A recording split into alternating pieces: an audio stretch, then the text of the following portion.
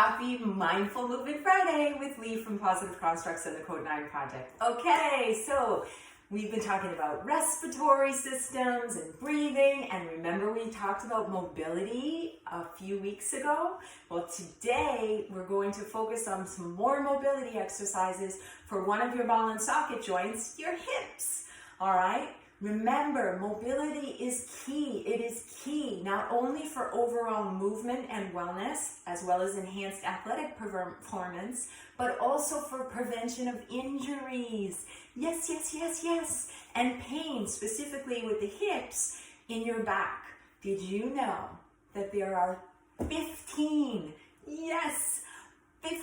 muscles associated with hip mobility and movement? That's 15 muscles if you're sitting for hours and hours and hours that are getting stiff and deconditioned, all right? And what does that do? Those muscles are meant to what? They're meant to support and stabilize, right, these joints. And if they're just sitting around and getting deconditioned and stiff, then when you go to do something, it only makes sense that the tendons, the ligaments, and the bones are going to have a lot more strain on them, and naturally injuries can occur. So, just like your doctor says, an apple a day, well, mobility a day. Mobility a day. It's really, really important for overall health and wellness. All right, and it doesn't have to be labor intensive. Just like you can have a small 3 to 5 minute breathing practice, you can have a small 3 to 5 minute mobility practice.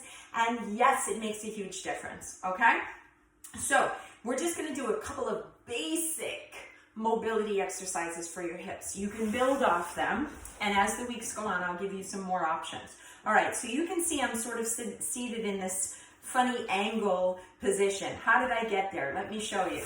You put your legs out in front of you, bend your right knee. You're going to drop your right knee to the outside, and then this is where it gets interesting. Swing the left knee back behind you, and then you'll just join your ankle and, your heel to your knee. All right, so here we are. Now, from here, what you're going to do is you are going to lift the back heel, the back foot off the floor, 3 seconds, drop.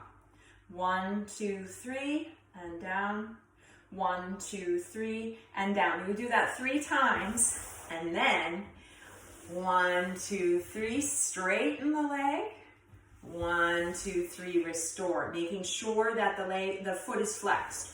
1, 2, 3, foot flexed. 1, 2, 3, come back. No holding and straining it. And if you can only go 1 inch or 2 inches, that's okay.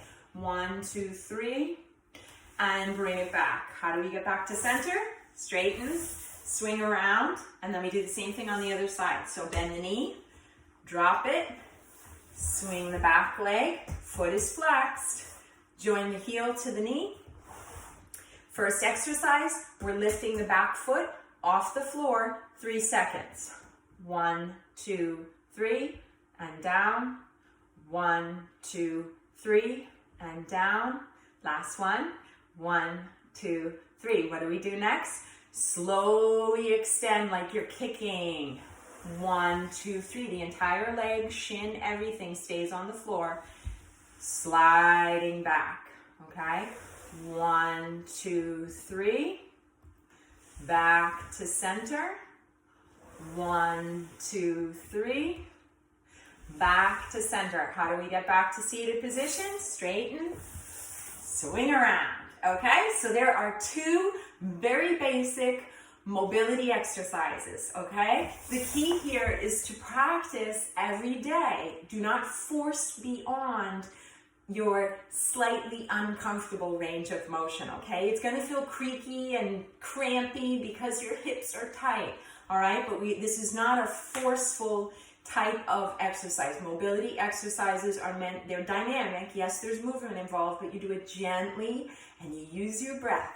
On that note, have a blessed Friday. Enjoy your weekend. Listen, if you're struggling, please reach out. This quarantine stuff is tough stuff. There are people here to help, okay? The idea is we're going to get through this the best we can. And sitting around is not the only thing to be doing every day, okay? So get up and move. Have a great day. See you on Monday.